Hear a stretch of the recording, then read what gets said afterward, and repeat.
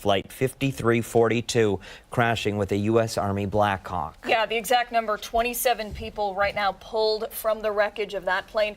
One person pulled from the Blackhawk helicopter. Again, this is truly a tragedy. The mayor speaking, as well as the Secretary of Transportation, Sean Duffy. The investigation now moving along to the NTSB. We're expecting to hear from them later on today, but still a lot of questions that are unanswered. There are challenges right now with recovery efforts when it comes to getting those individuals out of the water or out of the wreckage.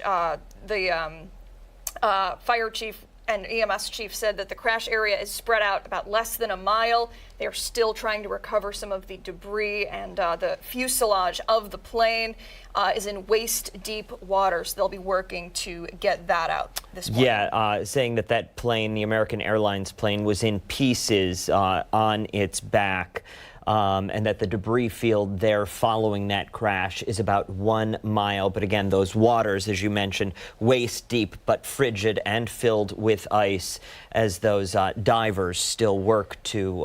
How did this happen? From what we've heard from Sean Duffy, the Secretary of Transportation, he called this a standard flight pattern for both the Blackhawk helicopter and the passenger. There is no clear answer as to why the helicopter came in contact with the jet. Sean Duffy also saying that those who were operating the helicopter were aware that there was a plane in the area, but did not comment on whether or not the pilot was aware of the helicopter nearby. And I'll add to that that American Airlines CEO Robert Isom was at this news conference just now and said that that helicopter flew into the path of the plane.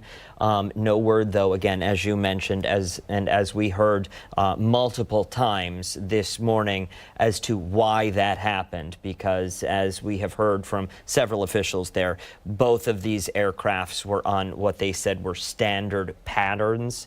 But again, just a true tragedy with now dozens of fatalities confirmed and dozens of bodies recovered from the waters. And it should be noted, too, that this is not an uncommon occurrence for helicopters and passenger planes to be in the same area. We know that Reagan National it's a busy airport. And I want to see if I can pull this up from something else I was reading earlier. Yeah, the former FAA investigator speaking with reporters from CNN, calling it one of the most complex airports for pilots because of military and commercial flights. And there are rules and regulations as to where they can and cannot fly and how to approach the airport. And once again, that Blackhawk helicopter conducting a training exercise on that airline now, or that airplane rather. Now, when asked, there was no answer given as to whether or not any training missions would happen today over the Potomac, if any helicopters, military helicopters, would be taking flight over the Potomac today.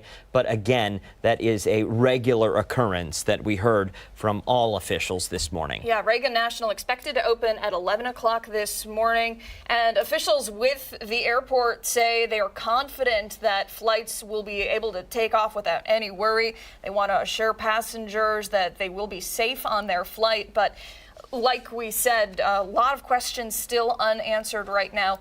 When it comes to the victims, in this case, we know that there were several members of U.S. figure skating athletes, families, and coaches. We don't know who they were, and we don't know just how many were on board. And then we also know 2 Russian figure skaters were on board that plane as well. Yeah, many returning from a development camp in Wichita, Kansas. Again, as this story continues to unfold, you will stick with us and we will provide live coverage throughout the day for you. As we did hear Mayor Muriel Bowser say, we are expecting updates throughout the day from the NTSB, the National Transportation Safety Board, taking the lead on this investigation. So we will be sure to bring you that updated information as it comes in. Yeah, much more to come. Time right now is 8:11. We're back after this.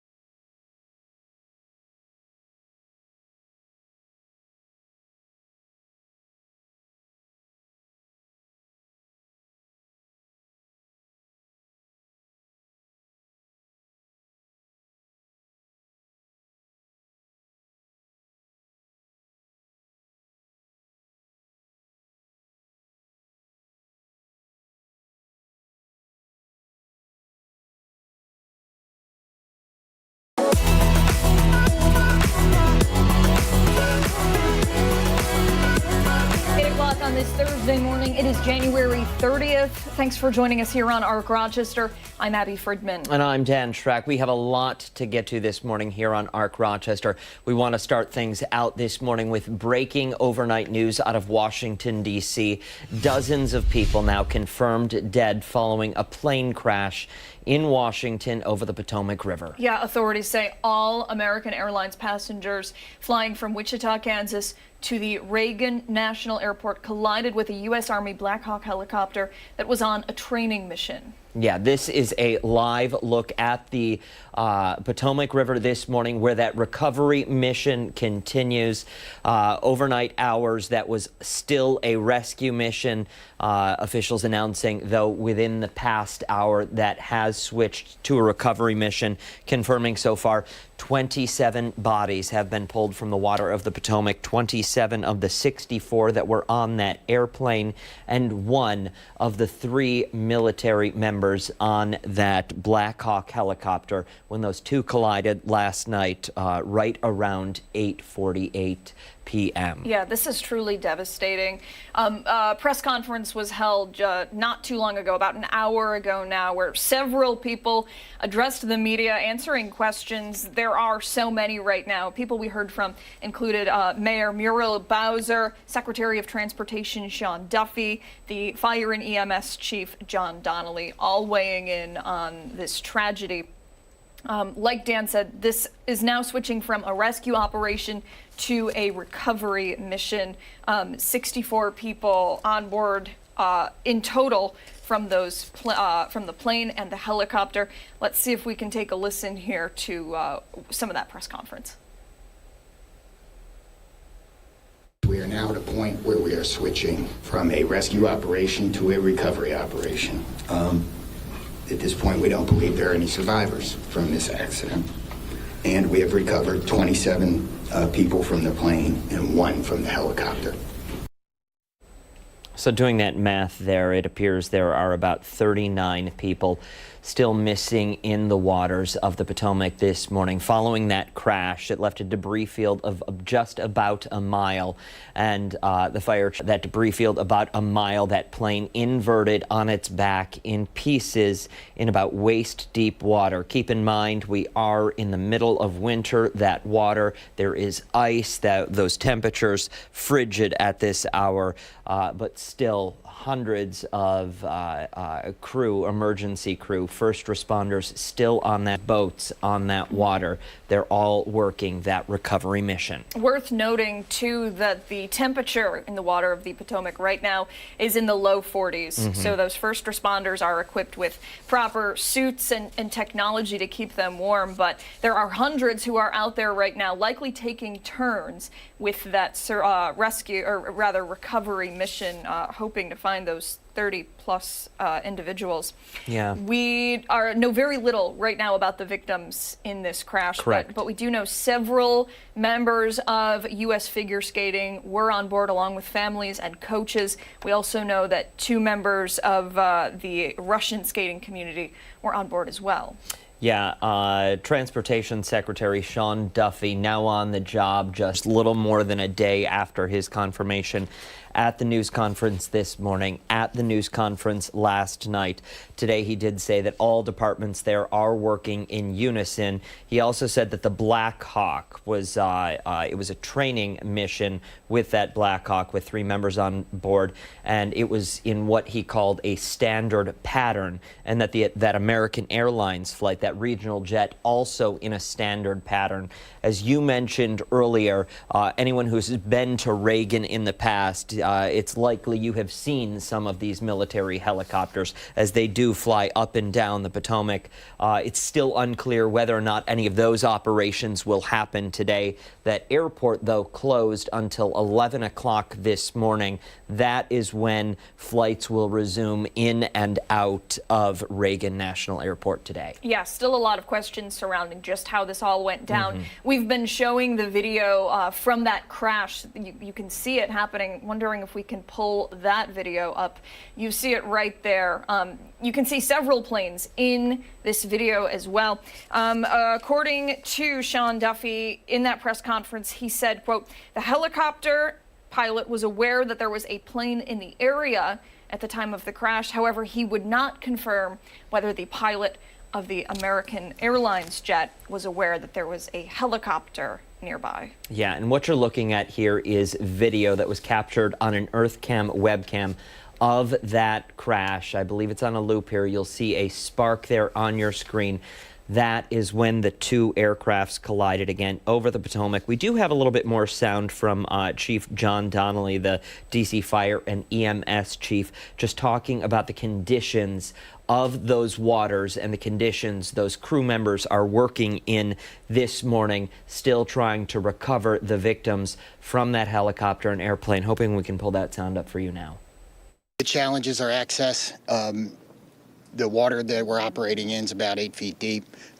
There is wind. There is pieces of ice out there. So it's just dangerous and hard to work in. And because there's not a lot of lights, you're out there searching every square inch of space to see if you can find anybody. Divers are doing the same thing in the water. The water is dark. It is murky. And that is a very tough condition for them to dive in. Yeah, tough conditions for them to dive in. Difficult to do all of this overnight. But again, this recovery mission of the utmost importance overnight. All flights in and out of Reagan grounded immediately after this happened. 19 flights were actually en route to Reagan. They were all diverted to other airports. But again, this is one of the big headlines out of this. This is the first airline crash with a U.S. carrier in nearly 16 years. That flight 3407 over Buffalo in 2009 was the last crash involving a U.S. carrier. Absolutely, and we know the push for safety measures and proper came from that horrible crash. We know that the families of victims involved in that worked tirelessly to make new laws surrounding flight hour training requirements for pilots. I do want to pull up, if we can here, more sound from Sean Duffy in relation to safety and how Reagan National will go forward throughout the day today. Let's take a listen. Safety is our expectation. Everyone who flies in American skies expects that we fly safely, that when you depart an airport, you get to your destination. That didn't happen last night. And I know that President Trump answers for the families and for the flying public. You should be assured that when you fly, you're safe. Again, no survivors believed to have made it in this crash. 64 passengers and crew on board that American Airlines flight, 3 troops on that military Blackhawk helicopter, both involved here. I'm sure we will learn many more details as we make our way through the day today, continuing coverage on this story for the rest of the morning and new updates as we make our way through the afternoon and into the evening. Stick with us on air and on 13wham.com. 8:28, we do have to switch gears, a little bit of a difficult turn here, but we want to check in with meteorologist Marty Snyder to talk about those temperatures outside, closer to home across the Rochester region. Marty, we are headed back to average territory for this time of year. That's it. Yeah, we're going to see these numbers get up to very close to that average number, which is in the 30s, a little milder than where we have been. And there you can see at least a little bit of sunshine and something good to see on a day like today. And we're going to see some of that sunshine try to hold on through the morning, likely a few more clouds into the afternoon, but at least a little bright spot there for you to start off the day. Now, as we go through the day, we're going to see these numbers come up through the 20s, likely rising up into the low to even mid 30s as we head through the afternoon. There will be a gradual increase in the number of clouds that we'll see, especially as we head into the afternoon. And then longer term, at least a few rain showers may change the snow showers during the day tomorrow. But otherwise today, just a fairly quiet weather day, some sunshine during the morning, and then just a few more clouds build as we head a little deeper into the day, guys. Yeah. Nice to see that sunshine out Absolutely. there, though. That webcam picture certainly helps the spirits. Yeah. Today, Marty. All right, Marty, thank you. Okay. We still have a lot to get to this morning here on ARC Rochester. When we come back, we're going to go behind the story coming up. Stick around. We are back after this.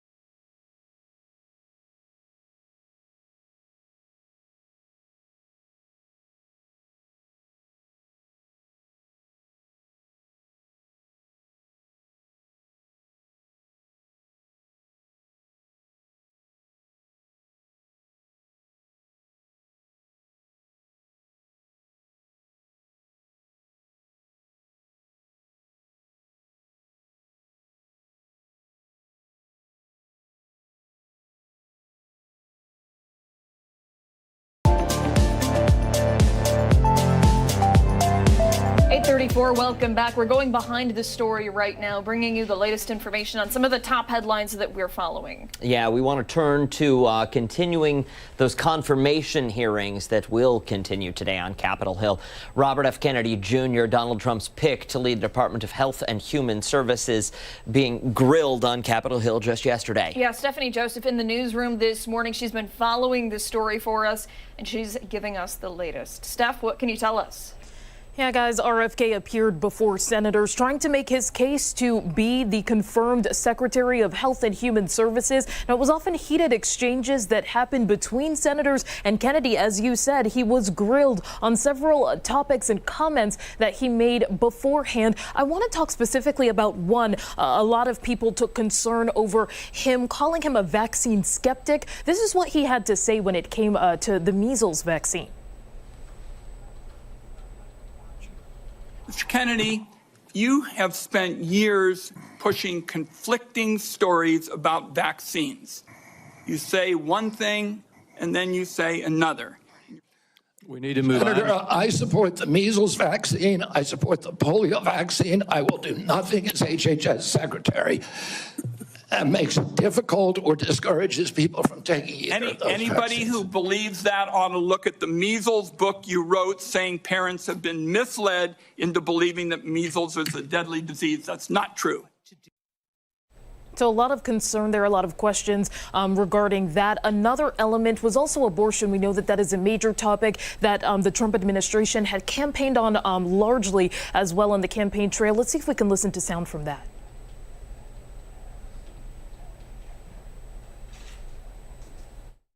I agree with President Trump that every abortion is a tragedy.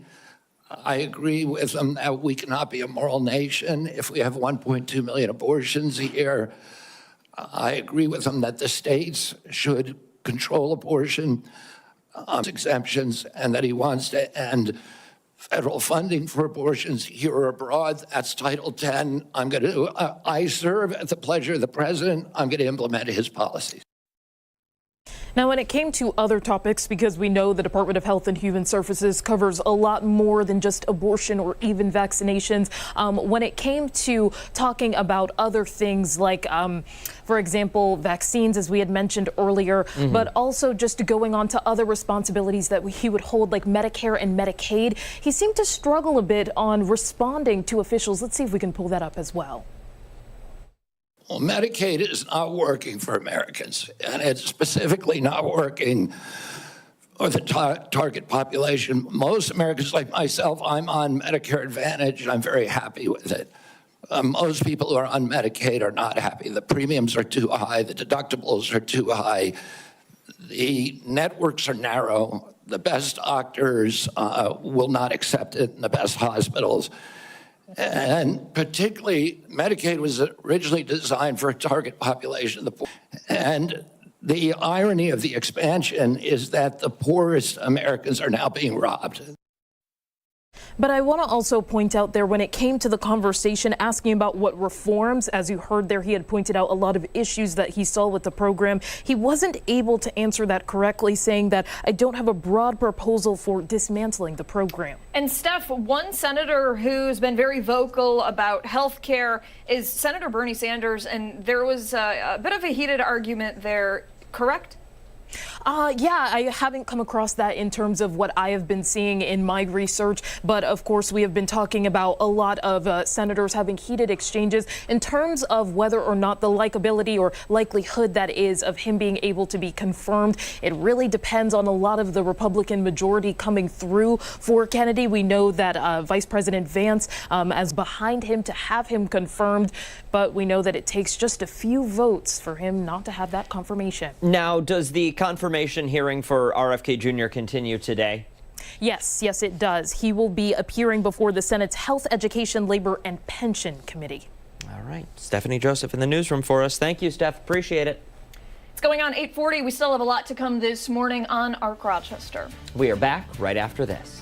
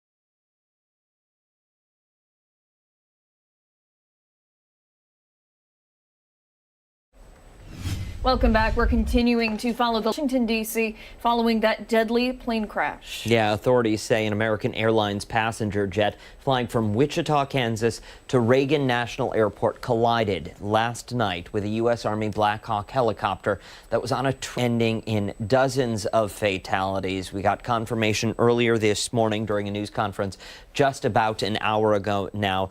Fire Chief, EMS Chief John Donnelly saying that he does not believe there are 54 people in total, 60 passengers, 4 crew on that Blackhawk helicopter. You had 3 American troops, one from that helicopter, but we're still learning more this morning about those passengers. Absolutely. Still a lot unfolding when it comes to the victims. Last night, chaos unfolding just around 9 o'clock. I want to see if we can play the audio from the Metropolitan Washington Airport's Authority channel, capturing those initial calls that came in right after the collision. Let's see if we can take a listen. Crash, crash, crash. This is alert 3. Crash, crash, crash. This is alert 3. Crash, crash, crash. This is alert 3. It is off the approaching the runway 33. Approaching the runway 33. Helicopter crash. Helicopter. Well, it's helicopter CRJ approaching the runway 33.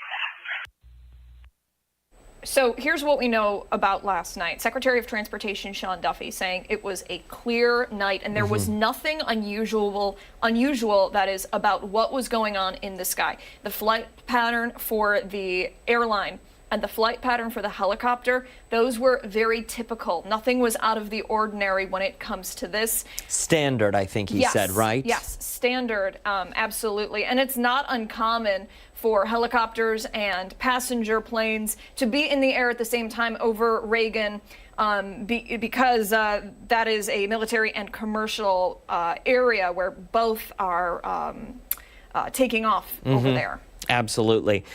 You see on your screen here, I think it'll play out one more time for you, this video, EarthCam webcam video of that crash happening. That is what that big light in the sky there is. This all playing out right around 8:45 last night over the waters of the Potomac. We are told this morning by Chief John Donnelly there, who's leading the response there, or part of a very large response there, that those waters, they are frigid at this hour. There is ice in those waters. The debris field now about a mile long, the wind blowing some of that debris, making this entire operation difficult for those first responders. You saw those flashing lights there. Hundreds of first responders called. There was a line at one point of EMS vehicles.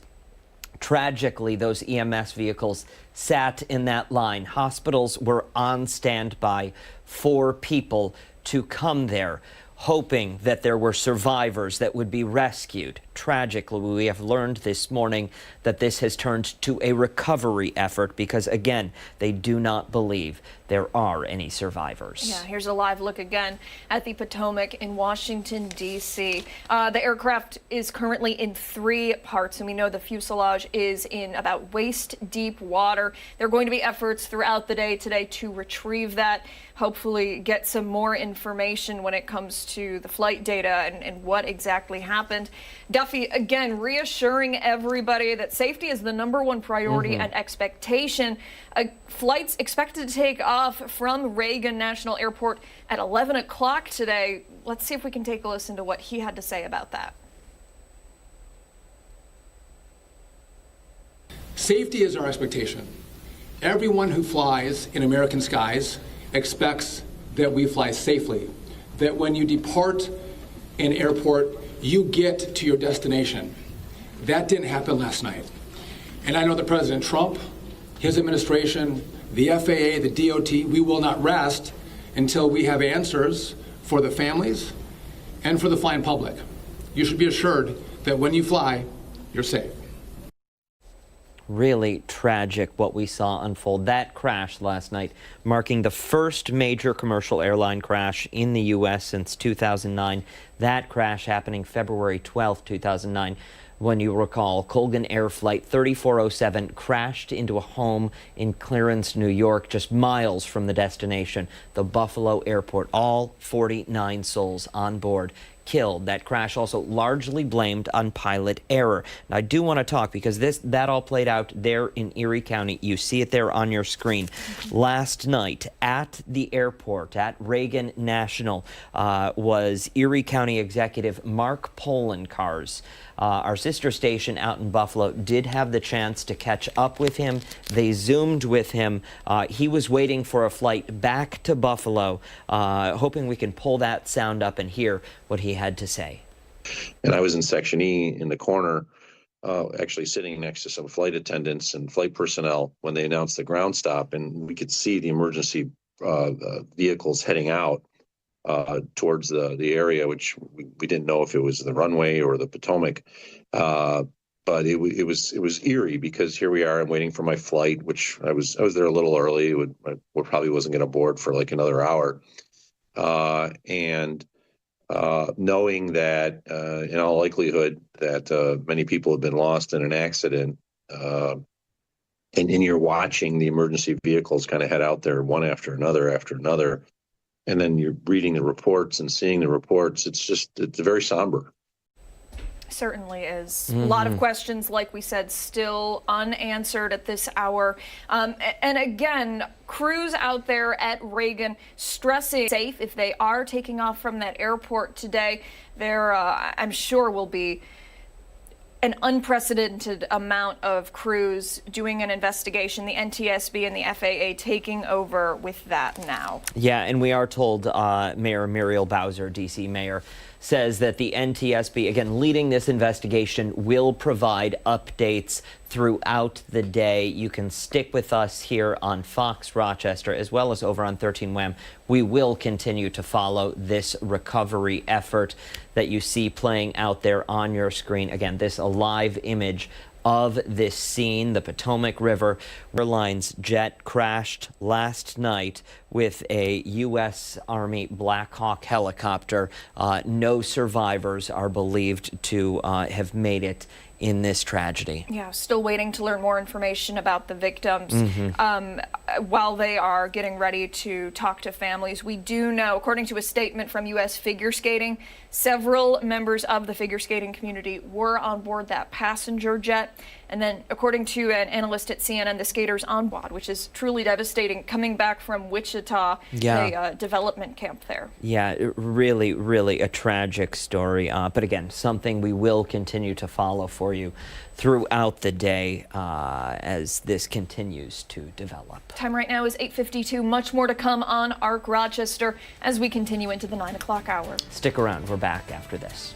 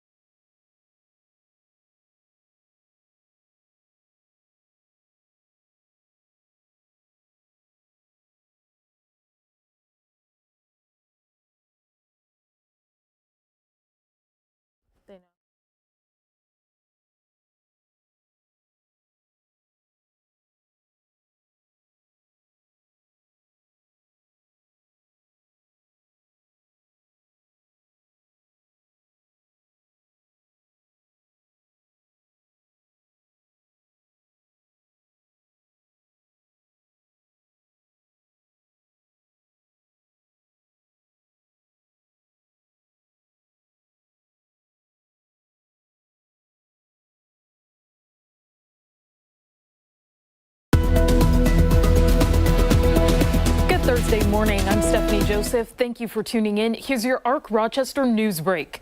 Officials say they don't believe there are any survivors after a plane crash in D.C.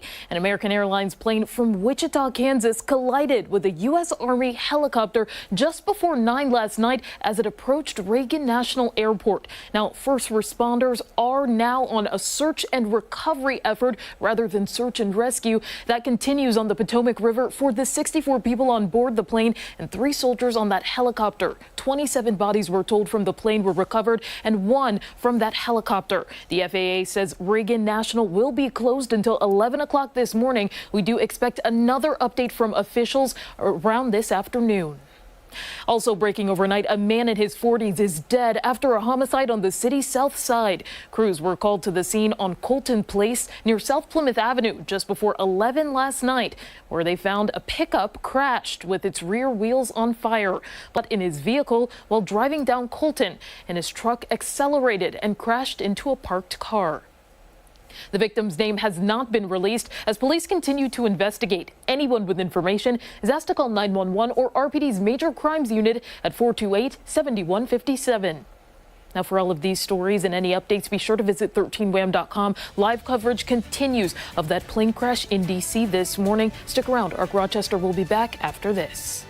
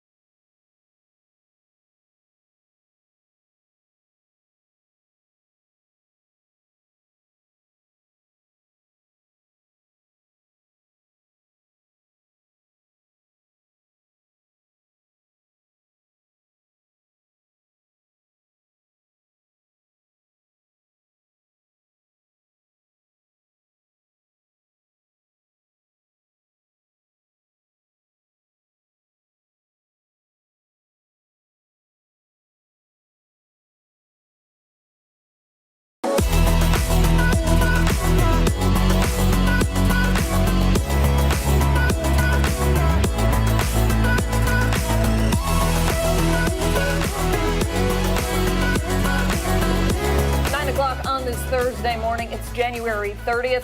Thanks for joining us here on ARC Rochester. I'm Abby Friedman. And I'm Dan Schrack. We still have a lot more to come this morning right here on ARC Rochester. But before that, we do want to turn to our continuing coverage of that breaking news out of Washington, D.C.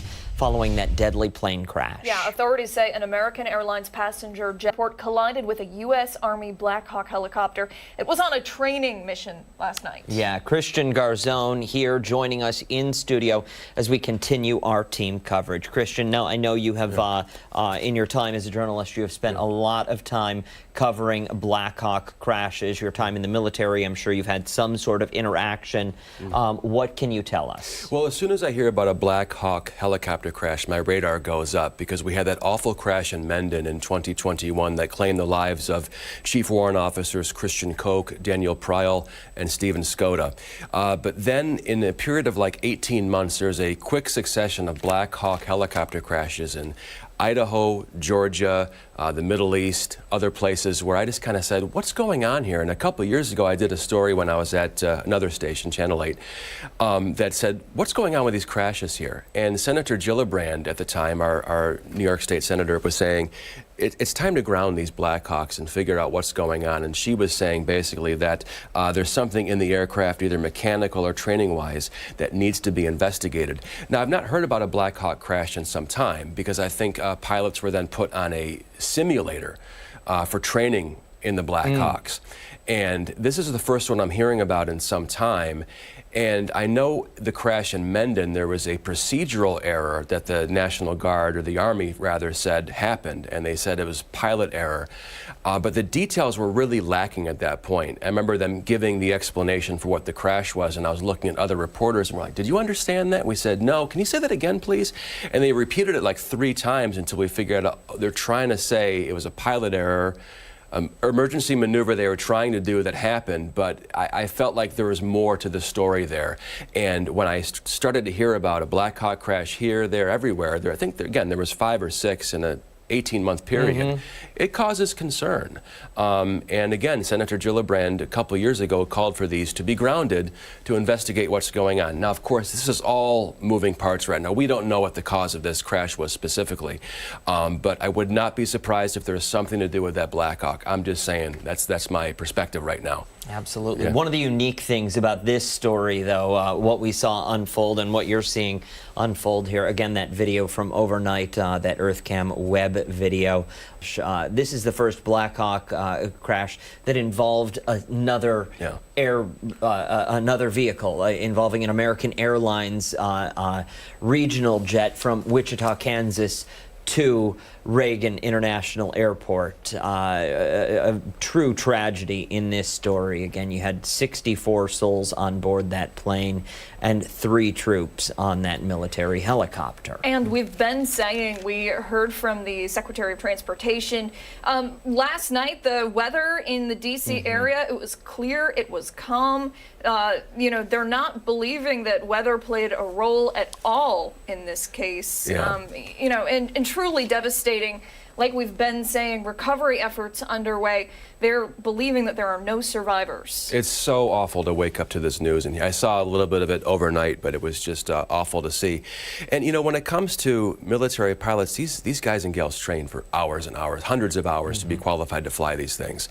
And same with civilian pilots as well. Clear conditions. I mean, it just doesn't add up that why this happened. We just don't know. Certainly but I suspect I go back to the Blackhawk again. I don't mean to throw any theories out there at this point, but with some of the coverage I've done in the past, I am very, very suspicious and curious about the Blackhawk. No, absolutely. It's something the NTSB will look into, but as you were pointing out, Transportation Secretary Sean Duffy saying that both of those aircrafts, the American Airlines jet and that Blackhawk helicopter, were both on standard flight patterns last night, saying there was nothing out of the ordinary based on the initial report of this, but then he said clearly something went wrong. It's something that we will only be able to figure out, though, through the investigation. And the investigation can be glacial, so stand by for a process. But it's glacial, but it's also very, very thorough. So we'll hopefully see what happens. It's just a tragedy. It's just awful. Christian, thanks for the perspective. We appreciate it. My pleasure. And more updates to come as we make our way through the morning. Yeah, we will have continuing coverage throughout the day for you, both on air and online at 13wham.com. All right, so now we're going to switch gears and turn to a local story that we have been following. A 34-page report detailing allegations of sexual harassment and retaliation against Irondequoit Town Supervisor Andre Evans. Many people outraged about this, and Christian has been covering this extensively. You have, Christian. What can you tell us? Because last we reported, the town board now is in unity in calling for the resignation of Andre Evans. Yeah, and I would even say not just the town board, but a lot of political leaders, Democrats in particular, have kind of cobbled together to say, Mr. Evans, it's time to step down. But I sat down with the deputy supervisor of Irondequoit yesterday afternoon at his other job. He's at an architecture firm. But he was gracious in nicety that it should. It's a very, very tense work environment right now. And based off these findings, it's hanging over everyone's heads right now. And it's just time to move on and do the right thing. And people are coming forward. The town board member, John Perticone, texted me last night saying he wants to run now for town supervisor. And I thought it was a hot exclusive. And I thought, great, but then he put it on Facebook and stuff. So that's kind of the cat's out of the bag there, out of the cat, and whatever they say. Out of the bag, there we go. Remains to be seen. Mr. Wayner, the deputy supervisor, was saying the next step could be to censure Mr. Evans. That could be the next step, which would isolate him further from town board meetings, things like that. That next step might have happened at a board meeting that was scheduled, but they had to cancel it because the town attorney, T. Andrew Brown, stepped down. So they can't exactly hold these meetings the way they want to without the lawyer there. Christian, do me a favor. For those who maybe are unaware of the situation, give us a little recap. Sure. Just a quick overview. Yesterday we spoke extensively on that. If you'd like to see that, head over to 13wham.com and Fox Rochester, where that video should be posted. But it's something that a lot of people are very upset about. Yeah, it's a 34-page report. There's allegations, again, allegations and claims in this report detailing language that Mr. Evans used to a female co-worker, sexual harassment and retaliation. That's really what it comes down to, is these claims and then the retaliation that the findings said probably took place. But there were things in there. He would talk about her dress or outfit, saying these look like little schoolgirl outfits, talk about her legs, her breasts. Witnesses talked about a 4th of July party where he was comparing me, things like that. And people said it's generally just uncomfortable there. Sort of prolonged hugging, things like that. There were meetings that the victim had with Mr. Evans to say, look, I'm uncomfortable right now. And at that point, that's when things became, in her eyes, retaliatory. She claims she was cut out of meetings. Her email access was kind of cut off. Evans denies these claims or remembers them differently. And he was saying, look, she didn't show up for meetings at a certain point. I stepped back. I got stoic with this. So it is a lot of she said, he said, witnesses say. And again, claims and allegations. There's no videotape, there's no audio tapes of this kind of stuff. So they had an independent investigation done. These are the findings, and you can read the whole report online. Yeah. I'm going to ask for a bit of speculation here, because I want your take. You've covered this story enough. Last Friday, Andre Evans announced that he would be running for re-election. We get this report on Tuesday. This all plays out. His attorneys tell us that, or tell him to tell us that, you know, I really can't comment on much of anything right now. How does one run a campaign with these allegations hanging over their head? And that's a great question. I talked to the deputy supervisor yesterday about this. I said, just refresh me, when is Mr. Evans' term up? And he said somewhere around December 31st this year. And I said, so essentially his campaign starts now. He said, yeah, this is when the door knocking starts and everything else. What a way to launch your campaign if you're running for re-election. I mean, with this hanging over your head, I mean, how do you even start a campaign? Because I don't know how it's going to work.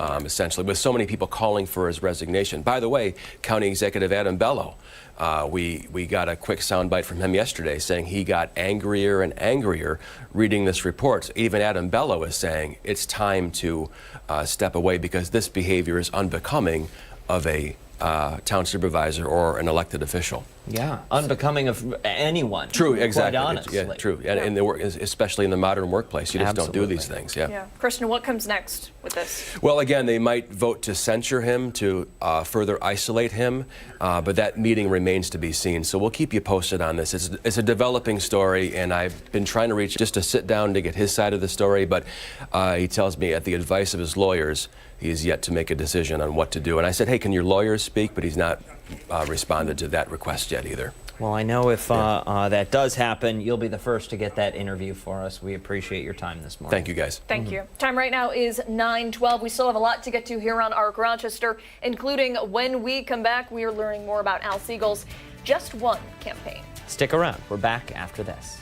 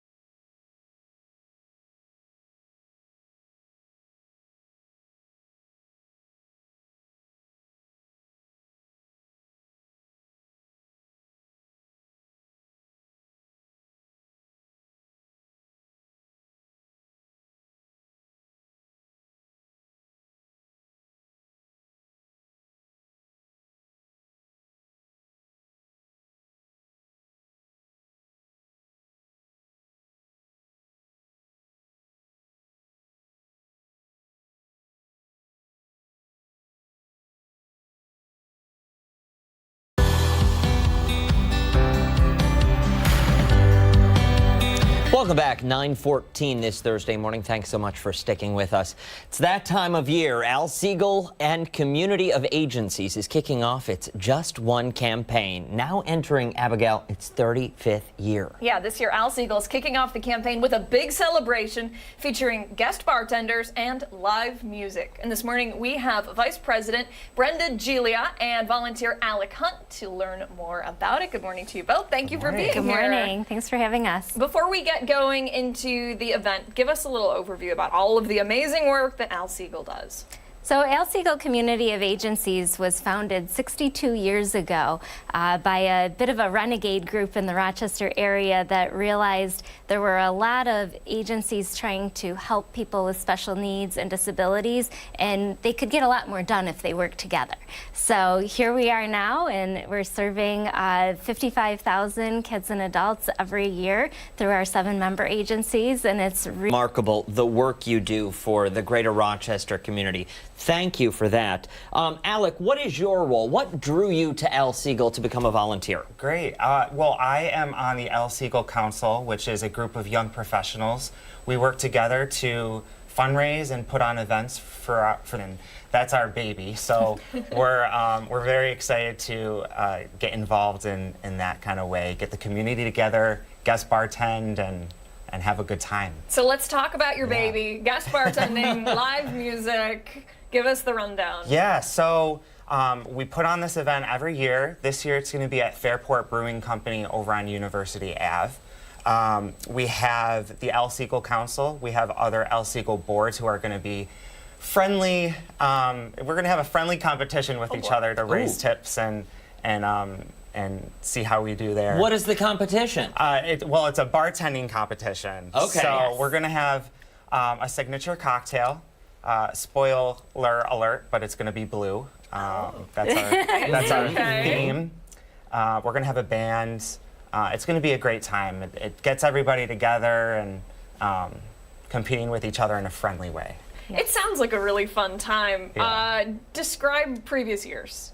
Previous years, well, for the past few years, we've had them at different locations. If anyone's been there, they know. We, you know, it's you never know what to expect actually. With competitions like this, but it's always fun. It's for a good cause. You're raising tips. You're raising awareness. So it's always great. We're gonna have the band here for the first time, so it's gonna be great. Is the competition, is the friendly rivalry, is that what makes the magic of this? Is that what's kept it going for 35 years? Well, the Just One itself, I think, is the magic, because when that started 35 years ago, it was really an open call to the community for anyone to participate at an amount that they were able to. So we're taking it 35 years to go well beyond just one gift and talk about just one act of kindness can make infinite impact. And that's what Just One Night really does. It lets everybody participate in any way they're able to make that huge impact collectively. That is wonderful. For somebody sitting at home who wants to get involved, but they are unable to make the event, how can they do so? Well, this year we're kicking off the Just One Community Challenge that Alec can talk a little bit more about as well. Yeah, so that's an interactive bingo game. You download our bingo board from our website, and there's challenges on the board, and each challenge, most of them are free, some of them highlight local businesses, and you have to choose 5 challenges, and they have to be in a row vertically, horizontally, or diagonally. And once you complete those 5 challenges, you submit your board, and then you get entered to win one of 3 prizes.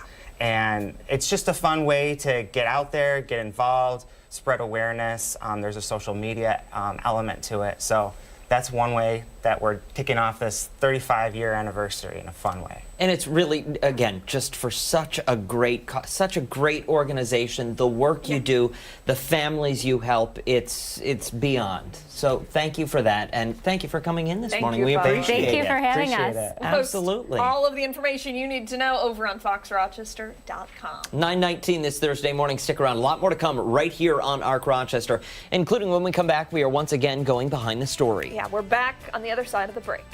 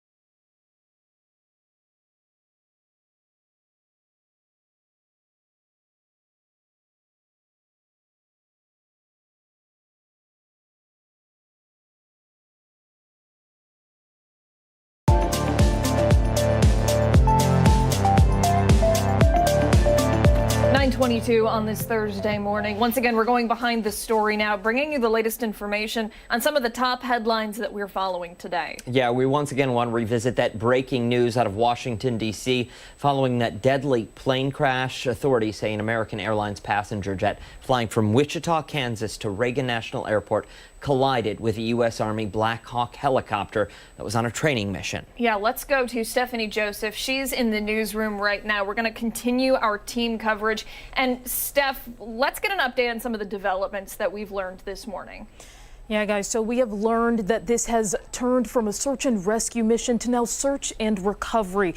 We heard from officials earlier this morning, the fire chief down in D.C., that there are not believed to be any survivors in this crash. Now, of the bodies that have been recovered, there are believed to be at least a few, 27 from the plane and then one from the helicopter. Now, just to put things into perspective in terms of the number, there were believed to be 64 people, 4 of them crew members on that plane, and then 3 people in that helicopter, 3 soldiers, I should say.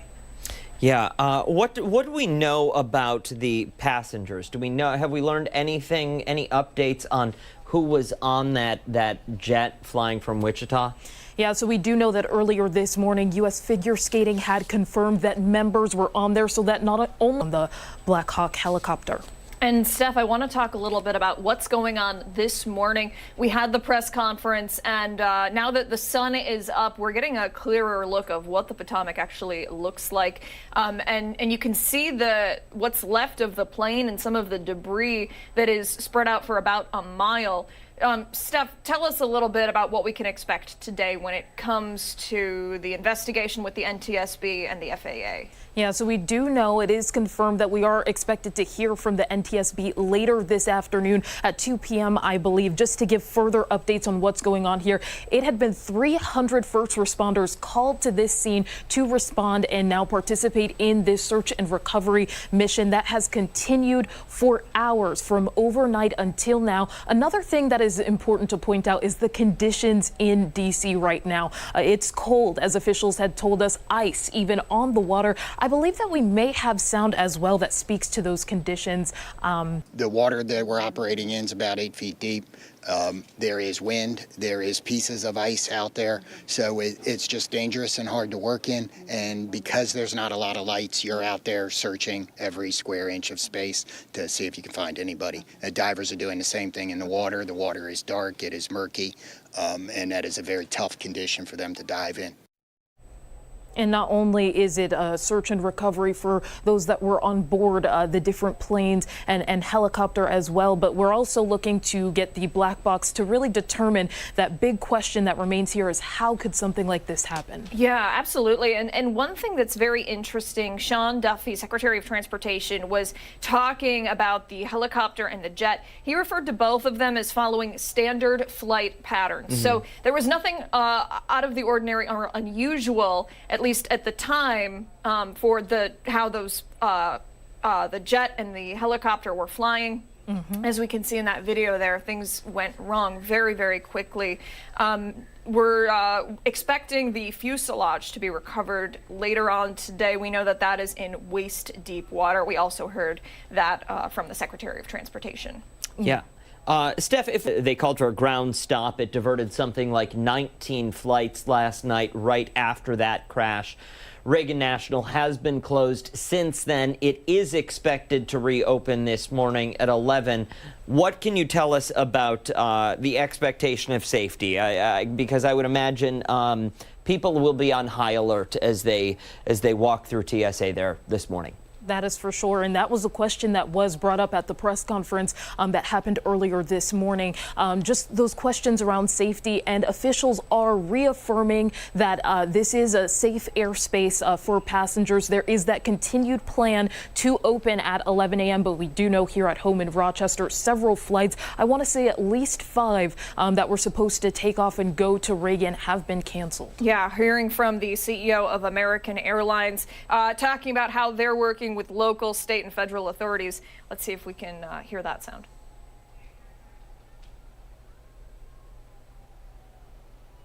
We are actively working with local, state, and federal authorities on emergency response efforts and the American Airlines care team has been activated to assist our passengers and their families. We're cooperating fully with the National Transportation Safety Board in its investigation and will continue to provide all the information we can. Our team of highly trained professionals will be working around the clock to support our passengers, crew, and their families, however we can. Yeah, and we also heard from Jack Potter, the CEO of Metropolitan Washington Airports Authority, claiming the airport is safe, but each airline will decide operations for today going out of Reagan. Yeah. All right, Steph, thank you so much this morning. Again, just a tragedy playing out over the skies of D.C. last night. Thank you for the coverage. And I think one thing we should also note, last night's crash marking the first major commercial airline crash in the U.S. since 2009.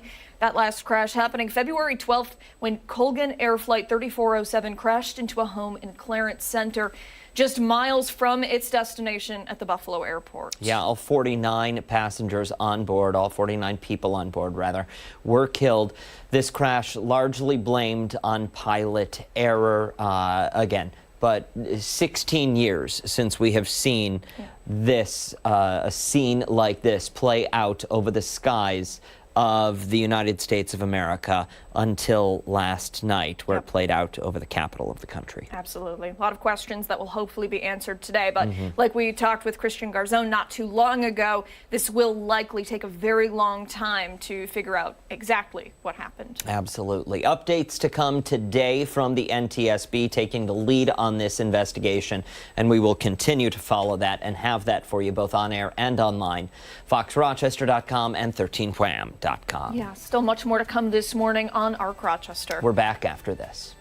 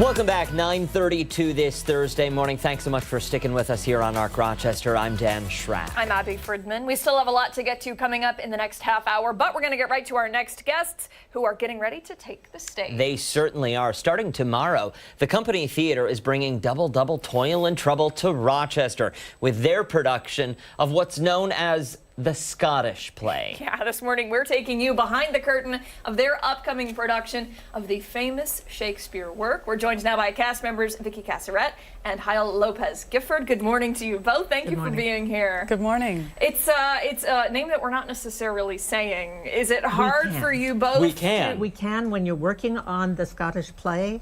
you can say Macbeth. Okay. Okay. There's no harm done. Okay. Good Very news. good. But if a light falls and crashes, we're going to blame the both of you. Not our fault.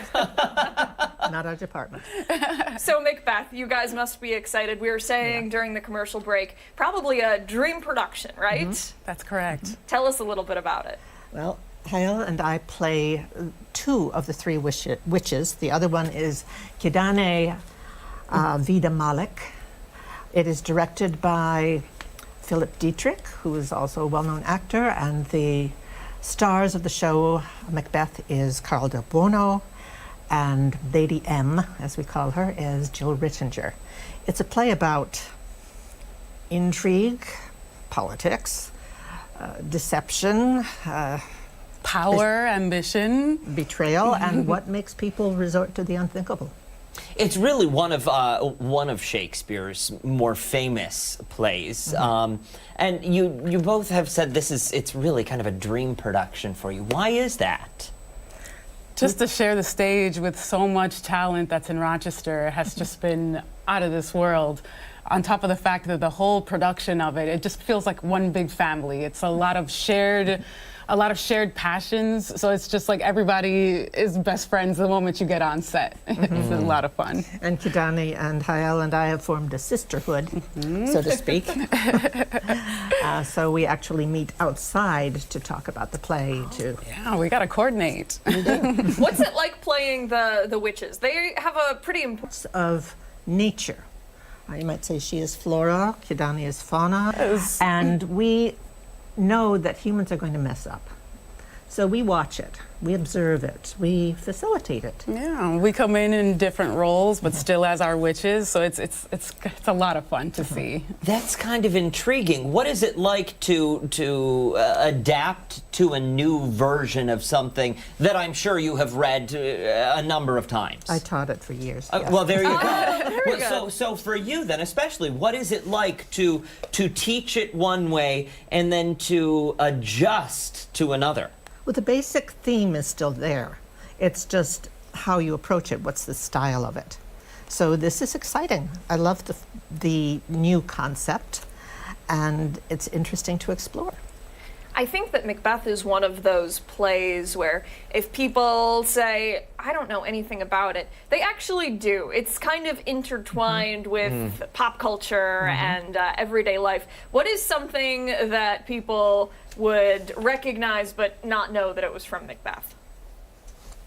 Well, there's a line in Macbeth that actually came out in Beauty and the Beast. There's the part where Gaston says, "Screw your courage to the sticking place," when they're going to go. That's originally from Lady Macbeth. M, yeah. Lady M says that, so you'll have to watch and see where she says that, so you can pick that up. I didn't know Yeah. that.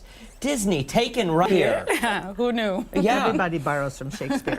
Well, isn't that the truth? Yeah. I mean, because again, as you mentioned, it's something that's kind of always been in the zeitgeist. And having taught that, I imagine you have seen that. It's all about reversal. What you think might happen suddenly goes topsy-turvy. Nature goes topsy-turvy. The characters suddenly switch villain versus victim, or villain versus hero roles. And it switches and switches again. Switches and witches. Yes. Thank you both so much for coming in today. We really appreciate it. For somebody who wants to come see the show, when and where, how do they get tickets? So we're located at 50 Liberty Pole Way. That's at the amazing Temple Theater downtown. Like you said, we're going to be running from tomorrow up until the 16th of February. Tickets are $28, but $25 for seniors and students. And we are... It goes Thursday to Sunday, Thursday through Sunday. And the Sunday shows are at 5 o'clock. And the other shows are at 7:30. Perfect. Tickets at the door or online? Both. Both. Look at that. I like it. Thank you both so much for Thank waking you. up bright and early. If you at home want to catch the show that we're not going to say, they can say the name. We're not saying the name. We will post all of that information for you on our website, foxrochester.com. We still have a lot to get to. Coming up in the next half hour, when we come back, we're going out to Chris Lopez, who is live at Googly Sauce and their new facility. We're back after this.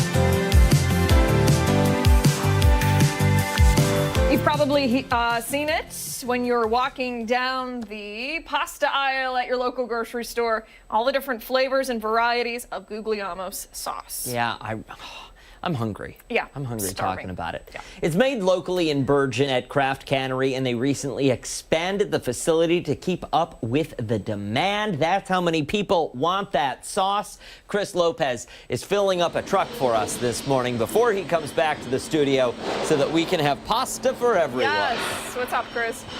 Yeah, I'm bringing you back some stuff. This place is a well-oiled machine, though, guys. You can hear the bottles clinking right now. You can smell the tomato, the onion, the garlic in the air. I'm here with the man who is responsible for all this, is Paul Guglielmo. Where are we at in this process? This has been going all morning, but we're going to check in again. Yeah, so we're bottling right now. It's happening. It's happening for real. So we have sauce in the kettles right now. He's getting a shot of the sauce actually in the kettle. We cook that hot. That's going to about 205 degrees before we bottle it. As soon as it goes through those kettles, what happens next is it goes into this bottling line. It gets pumped into this four-headed cylinder. 4 heads pumping sauce into the jars all at the same time. The glass jars are on a conveyor belt. They're making their way down here, goes through and gets capped. An actual lid goes onto these jars. Then it's going to get a shrink seal, a label, and a date code on it, like ink that actually goes onto the shoulder of the jar. And it finally pops out right what you're seeing right now. The jars get onto a cart and then sent to the cooling tunnel. And then I do want to point out, I asked you this question, but I want our audience to know, these are all upside down. Yes. Not right side up. And why? Okay, so the upside down thing has to do with sterilizing the bottom of the lid. My old school canners know how this works. What we're doing is we're cooking that sauce hot enough to kill any bacteria in it, right? That's the first thing we do. Second thing we do is we lower the pH or the acidity of what's inside the jar in order to keep it so no bacteria can grow back. But when you fill a jar, you end up with that little gap, it's called headspace, of completely untreated air. So we immediately invert them and flip them so that that hot sauce can sterilize the bottom of the lid and get to that little bit of air there. And guys, this is hot. I grabbed it earlier. I thought it was going to be warm. It is hot off the kettle. And then from the heat here, it goes to the cooling area? Yes, into the cooling tunnel.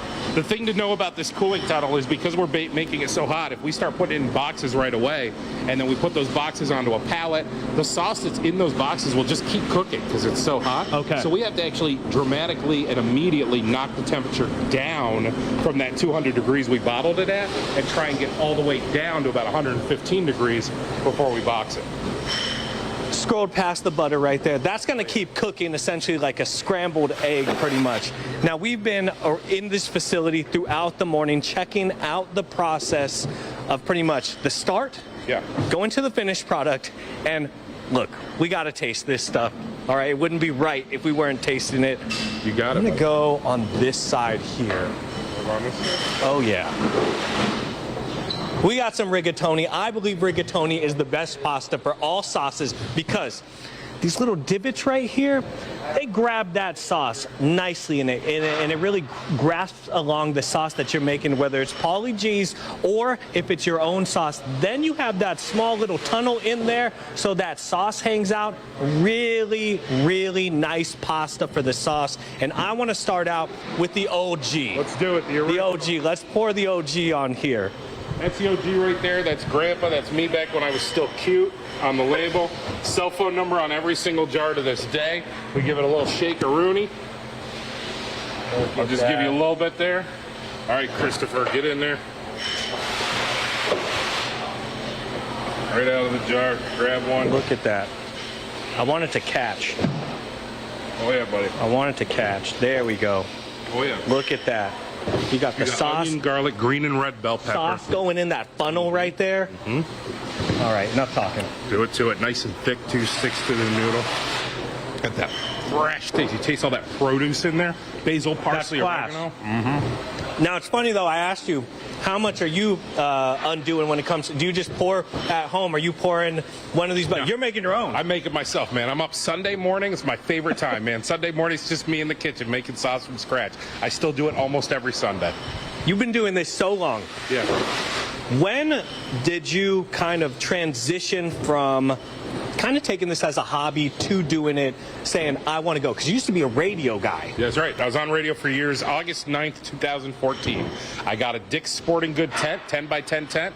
I got a folding table, and I went to the Riesling Festival in Canandaigua, and for the first time ever did a little pop-up. My mom, my dad, a couple of cousins, and my girlfriend, now wife, all came out to that Riesling Festival, and we sold jars of sauce to the people walking down the pier in Canandaigua, and that was day one. So we're coming up on 11 years now since that happened. And the concept started like 100 years ago for this, right? Like a great-great-grandma or great-grandma? Yeah, so Guglielmo sauce specifically was my great-grandmother. Okay. I never knew her, right? She was passed before I was alive. My grandfather actually was who I knew, and I went to his home every single Sunday. That was how we started Guglielmo sauce. Then Craft Cannery, which is the actual manufacturing you're seeing, this only started in 2020. So this is only about 5 years old, of where we actually started manufacturing not only our sauce, but your sauce or any other sauce, any sauce that anybody wants us to manufacture. And what do you think your great-great-grandma would say right now? If she saw all of this. She used to make this by hand in the backyard, essentially, picking tomatoes on her own. Yeah. If she saw the machinery you have here, what do you think she'd say? Wouldn't believe it. My grandfather actually called it a miracle. You know, he was alive at the beginning when we first launched it. He actually used the word miracle, and that still to this day catches my heart.